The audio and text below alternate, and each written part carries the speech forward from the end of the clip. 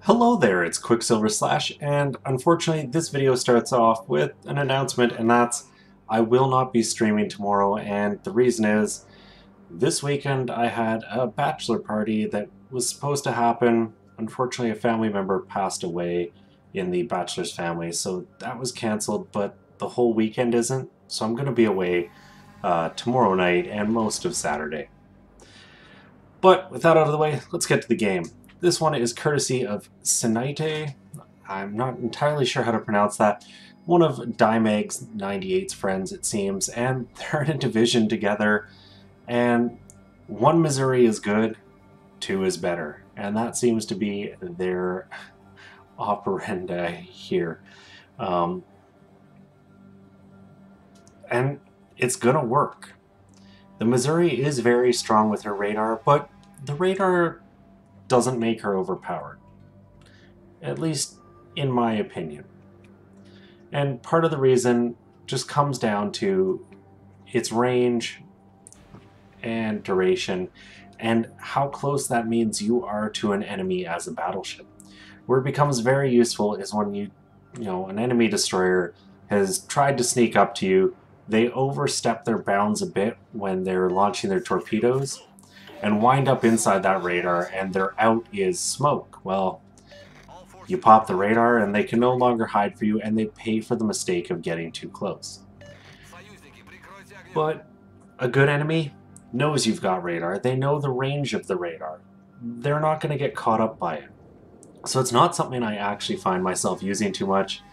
I really just rely on these great guns and the fact that it's the Mighty Mo. You're just gonna win because Mighty Mo. Come on, it beat aliens. And first volley there, no damage. Of course. I sang the ship praises, it's gonna bite back. But that enemy North Carolina has put himself in a tricky position. You can see from the smokestacks that she's slowing down. What's that mean? Well, this second shot should be pretty easy. And Sin here didn't have a terrific line, but their aim was true despite not seeing exactly where the Carolina was, getting a Citadel, knocking half that ship's health off in one go. And from the enemy Yamato, you can see this is actually a tier 10 match. They're not top tier. Which means if they can have a big impact in this match, it's really gonna count. And based on the smoke of that Yamato, they weren't going very fast either, but they look to be going just quick enough to dodge those shells. And I suspect Sin here is waiting for Dimegs to catch up so that they're a dynamic duo of just death. But we'll see how that plays out. Now, looking at how the enemy team has positioned, you can see the enemy team more or less went for Alpha, and the Southern team has gone for Bravo and Charlie, and they've gotten both. But interestingly, you've got a gearing way out there on the outside. And I suspect that gearing is going to be a big chunk of why this game goes how it does. And it's simply because that gearing can create a lot of havoc, pumping torpedoes into the back of that enemy team at Alpha, and hopefully mess around with it enough that Dimeg and Sinite here have enough time to do some real damage. And you can see the gearing did just get a detonation, but they also... No, sorry, that was not the Kyrian, that looks like the Fletcher. Anyways, the enemy team is caught up at A, and Sinite is turning around. I suspect Dimegs will turn around as well. It looks like they are. The Qckslvrslash is turning around. So the big fight is gonna happen in this island chain here, and that benefits this guy sitting in the backfield. And as a destroyer, if you can put yourself in those kind of positions, you can have some amazing games. But you have to be careful not to get spotted, because the second you are spotted, there's going to be a lot of hate coming your way. The bonus to that is a lot of guns are turning off of your team, lets them do more damage. Sin took a shot at those enemy ships, but doesn't look like any connected. And really, I think this shot at the North Carolina is the best one to take, because already put it on half health, another Citadel and a couple good connections, you could take them out. And that's one less ship to worry about, because if you look at the scores, despite having 2 caps, they're 120 points behind, and they're down 3 ships. And sometimes that would make you worry, but having the caps gives them a unique advantage in that they know the score is going to close. The one downside is look at the destroyer differential. The enemy team still has all 5 of their starting destroyers. Sin and Dimag's teams, they're down to 2. And that actually really lends itself well to the Missouri, because they can get aggressive, they can force those destroyers to try to smoke to hide, and then use the radar to catch them off guard. But before you start going hunting for destroyers, you do have to finish some targets off.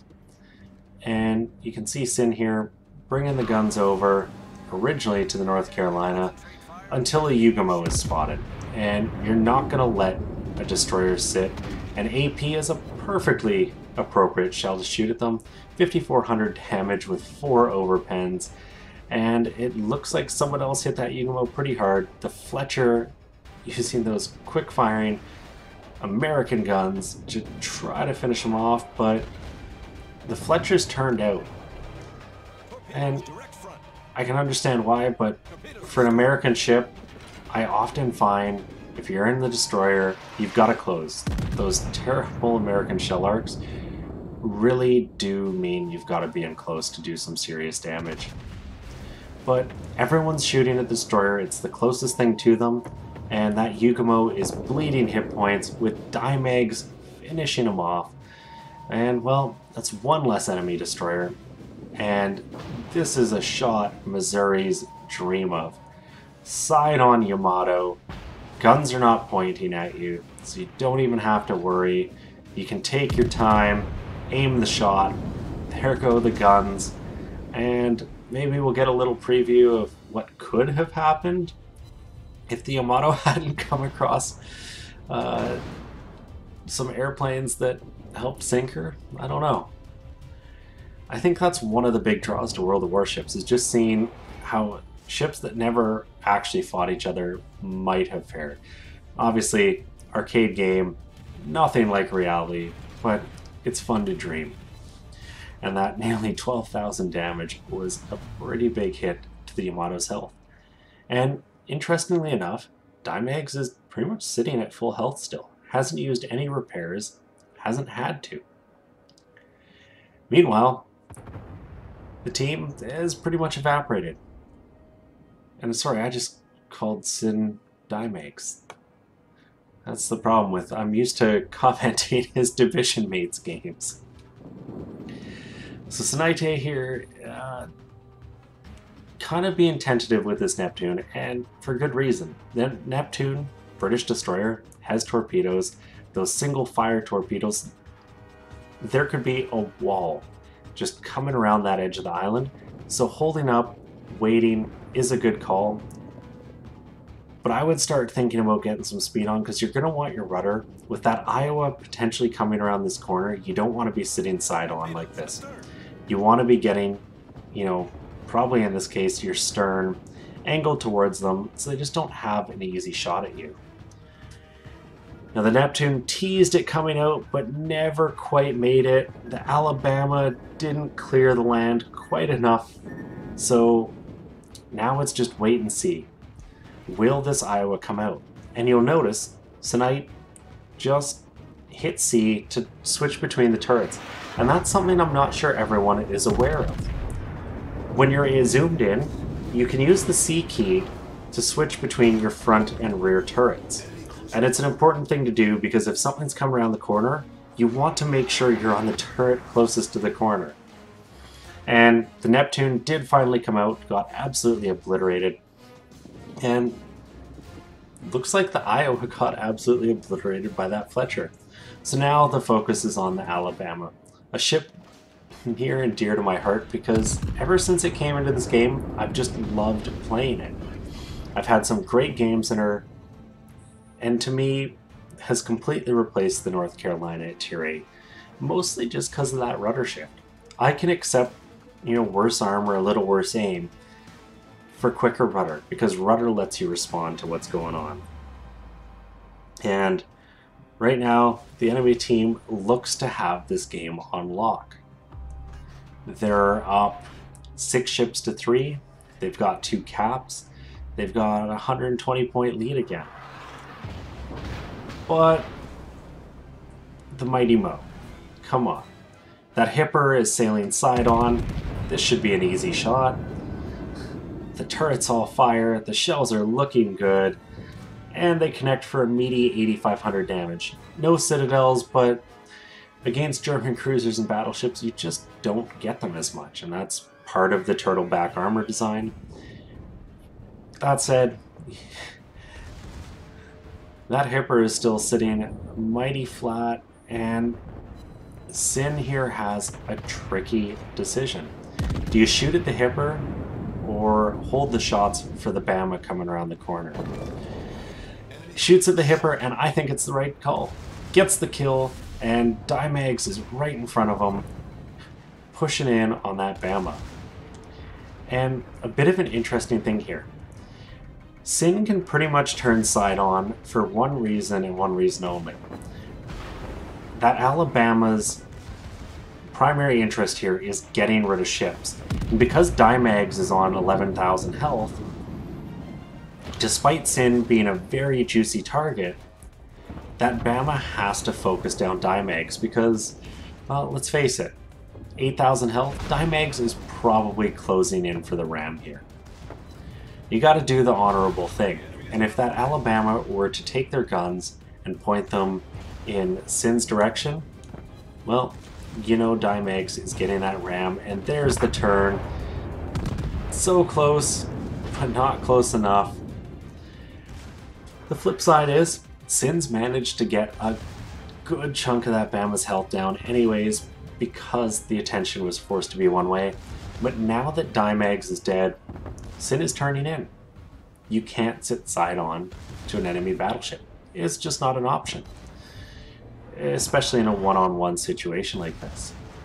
And now it's 2 versus 5 right now, and I think for a second there it was 2 versus 7, which are pretty staggering odds. The Gearing to the north, though, who started the game out on that western flank, is up in the north, harassing another Gearing. Sin here should have this kill on wraps. 5,000 health. Obama, you'll notice him aiming a little higher and more for superstructure, because you're just going for good damage. You don't need a citadel, you don't need massive damage. 2 shells connect, that's all you need. Gets the kill and secures this flank. Now obviously the caps matter here. They're down 230 points, and if you don't start securing caps, this game is going to be over pretty quick. A quick check, 3 points every 5 seconds per cap. If you hold all caps, that's 9 points every 5 seconds, 108 points per minute, if I'm not wrong. Now, the enemy Ognavoy came closing in, charging in. I think they thought they could catch Sin off guard, but the radar, it gives that advantage when you end up in these dire situations. He dodged the torpedoes by staying slow and is now in the cap. And even if you can just chip in to that growing lead, it matters. And meanwhile, the Gearing finished off the enemy Gearing and is sailing straight to Charlie. And that Gearing is on perfect health.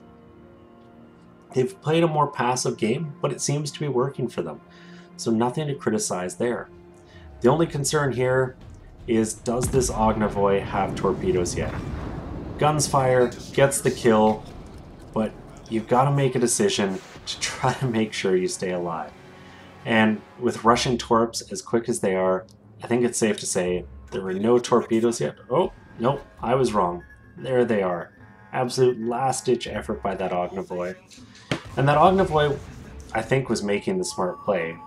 They were trying to get back behind cover and stay behind the island. And unfortunately for the Shimakaze, Sin has their guns loaded. 6,700 damage there. The secondary's firing away.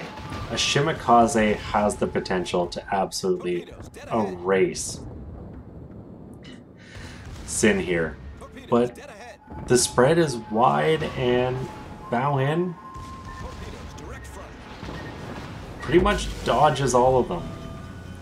Eats, I think, one or two, but you can accept that. That was a Shimakaze.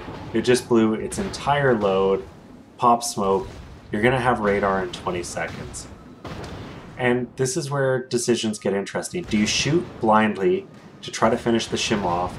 Do you bring your guns to the Yamato?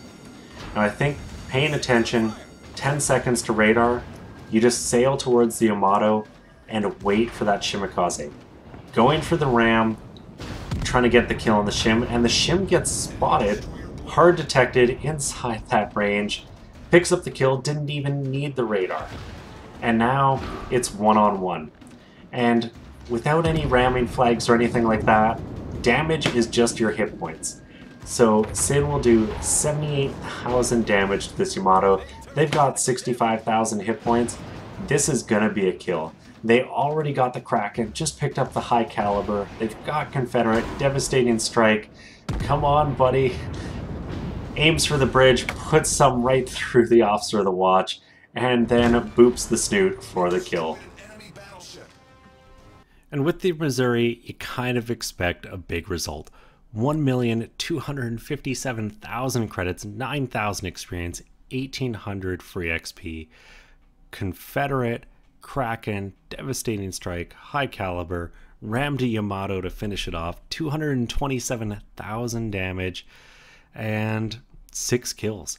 Really carried that game, and if I was right about it being 2v7 at one point there, you know, him and the Gearing came back against some pretty staggering odds, and they didn't even have the caps. But that really shows you're never out of it. If the enemy team doesn't play those final moments right, it doesn't matter how many ships they have. If they're stupid, they're gonna lose. You just have to play smart, take the kills when you can get them, don't sacrifice too many hit points in getting those kills, and you'll come out on top. And come out on top he did. 3,016 experience, incredible base experience, and you can see Dymags sitting there in third. Missouri is 1 and 3 with the Gearing splitting them up, kind of an American trio to top the team. And they really did carry their team, because when you look at the rest of the ships, only a couple other kills. The rest was the Gearing, Dymags, and Sinaite here. And a look at the damage, it's impressive. Okay, 60-some thousand to the Yamato. That was a ram. 50,000, 23,000, 14, 13. Just wiped out ships progressively, taking them out, mostly with the guns, some with that ram. And it's a good way to finish it up. Why leave it to chance? Take the Yamato out, end it. And it's the honorable thing to do. And then last but not least, the money. The Missouri is a credit printer. If you haven't started saving to get this ship, do it. It's free. You just got to build up the free XP. And if you play a decent amount, it doesn't take too long. And you can walk away easily with 500,000 credits a game or 1,000,000 credits like Sinaite did here. So it's up to you. 9,000 experience for Commander. Well, 11,000 for the Commander. Anyways, thank you, Sinaite, for sending this one in. I loved watching it. I hope you guys did too. Please consider giving it a thumbs up or subscribing to the channel. And as always, I'm Qckslvrslash, and I'll have another one for you guys later.